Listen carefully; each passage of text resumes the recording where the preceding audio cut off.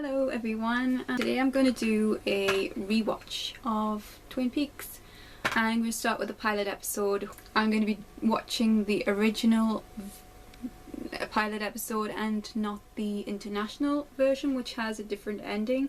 I've obviously seen the series quite a few times, but I'm going to watch it with fresh eyes. Because of YouTube's copyright law, I'm not sure if the audio is going to be allowed on this video, so I'm going to just try and comment as I'm watching, and I might just watch it with subtitles on, just captioning which scene I'm watching as it goes along. I really love the opening of the episode. It's so quiet and calm. I think she also seems to be looking at herself as if she's questioning her identity a little bit. She also looks pretty sad. And we have this sort of character who seems to have a comic sort of way about him. When he says the lonesome foghorn blows, hilariously put, if you know what I mean. Pete seems like someone who is born and bred of this out in the wilderness kind of place, with his the way he's styled, and straight away we are introduced to the dead body. The sheriff and Lucy, when they talk about a body being found, Lucy looks really shocked, as if it's something that never happens in town. As if Twin Peaks is so immune to that kind of violence. Get the juxtaposition of sort of horror with comedy. When they recognise the girl straight away, it does indicate that this is a really small town, or that Laura is so really well known. Get this shot back to Laura's mum, and she's chain smoking away. She kind of looks a bit bedraggled, as if she is really sick of having to deal with organising her daughter, perhaps, and as if she's done this a million times. The whirring of the fan sort of makes me think like we have a close-up of that fan, and it's like, well, how can this keep going and going when something so terrible has happened? We get a shot of Major Briggs and his wife. I always thought it's strange when she's holding the scissors, like she's so happily going, oh yeah, and she's snapping the scissors together. It's sort of a real contrast with what she's saying and how she's using the scissors quite menacingly. So there's this frantic search going on for Laura, and we get to know a bit about other characters while this is going on. So the shot to the school, and they talk about Bobby and him not turning up at practice, football practice, and you get the sense that something, you know, has been going wrong for quite a long time.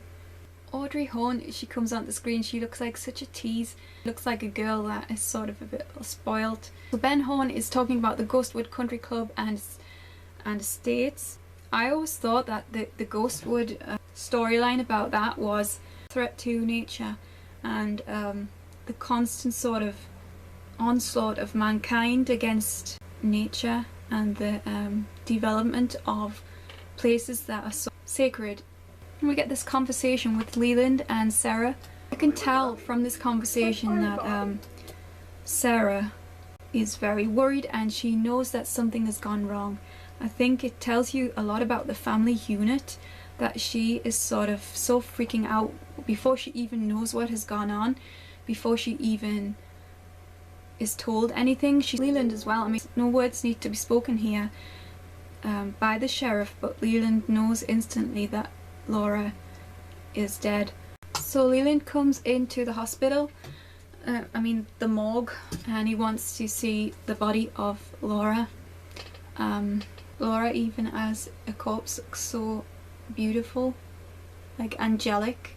So Bobby comes into school, and he's sort of he's acting like he couldn't give a shit about anything.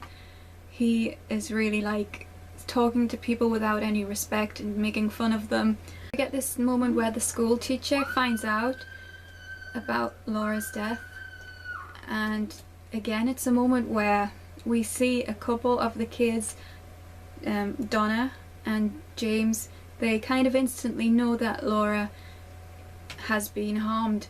They both kind of look to the seat, the empty seat, and then look at each other, and it's obvious that they have been involved with Laura's lifestyle to the extent that they recognize that something terrible could have happened to her. Audrey has this kind of look on her face as if to say, well, this is the start of an adventure. It's almost like I'm not going to be bored anymore, in the nicest possible way. I don't think she's vindictive in that sense. I just think it's like a thing of, wow, something has finally happened in Twin Peaks. Bobby looks genuinely shocked just after dawn. when he is told about Laura. The reaction seems genuine to me, as well as his denials that he had anything to do with it. When Bobby says that he loves Laura, it sort of seems like an over-the-top reaction, but then when he follows it up with "she loved me," it seems more like he is tapping into his need, and that was more important to him in the relationship. And then we get this really verbose sort of dedication to Laura by the head teacher, and it's obvious that Laura's influence was really wide-reaching. We get this shot of the school trophy case with Laura in the middle as the homecoming queen, and it's like saying that she was the center of the school community and that she was a very high achiever and the most beautiful girl in school. When we get to the Palmer house again, Laura's picture is there as the homecoming queen, and there are also a couple of pictures behind Sarah when she's sitting of Laura. It's like the presence of Laura is very, very strong throughout the episode. When Agent Cooper arrives, we have the sort of upbeat music, and it's a sense that something good has arrived in town.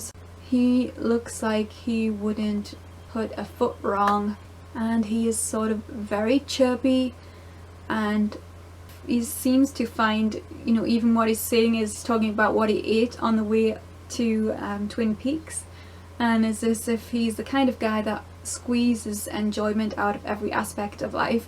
I like that Cooper asks about trees. I think it tells you a lot about his character.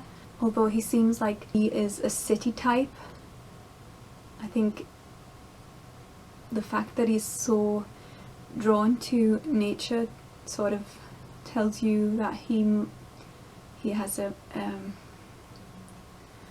more sensitive kind of soul. So we have this scene of Ronette at the hospital, and she's sort of really distressed, especially when Cooper looks at her fingers, and then that's followed by a sort of creepy back shot of the one-armed man. Builds up the mystery of that character. And then we see this kooky guy who's Dr. Jacoby, and his appearance is just very odd. He looks like a crazy man, and the way Cooper looks at him, kind of supposedly slyly, it's like, what is this guy? And then when he asks to go to the morgue, it seems so creepy and inappropriate, but he says it in such a jovial manner that it's incredibly odd. And this guy seems kind of slightly suspicious straight away. The scene in the morgue with the flashing light seems typically Lynchian to me, and it distills the kind of silence that would ordinarily exist in this kind of scene. It suddenly makes something that is sort of still and somber seem slightly frantic and weird. And then the revelation that Cooper thinks that Laura was involved with drugs, and Sheriff Truman's incredulous reaction. He can't believe that Laura would be involved with drugs, and so this tells you a lot about the kind of facade that she might have been putting on. The fact that Cooper sort of has to inventory the box of bunnies is pretty funny, the box of chocolate bunnies. Get this scene between Lucy and Andy, and Andy's just distraught. You know that this character is simplistic in his thinking. I think you can tell that straight away. However, I think when he's crying like this, you can't help but feel for him. It really is quite moving. So then we have Bobby at the sheriff's station being interviewed about the murder. Bobby seems to hate being in a powerless situation where he's being told to shut up and answer the questions. Audrey seems like such a bored and naughty child when she's sticking the pencil into the foam cup. She is mischievous, but she's likeable. When she comes into the boardroom with these businessmen and she starts playing up, she is clearly in need of attention. She's lacking that from some area in her family life. The discovery of the place where Laura and Runner were attacked, the train car, is pretty horrific. They go in with torches and it's sort of like you don't know what you are going to see next. There's a hammer and blood all over the place and it's pretty vile. And then there is the strange thing of the necklace on the pile of dirt, out of something that a serial killer might do. It seems almost to be the site of some kind of ritual that's gone on. The invitation of fire, walk with me, fire being an element that is sort of all-consuming and uncontrollable. Leo is brutal from the outset. The way he speaks to Shelley, the way he looks at her, the way he's sitting drinking the first time we see him. He's, telling her what to do. He's saying what she shouldn't do or what she should do.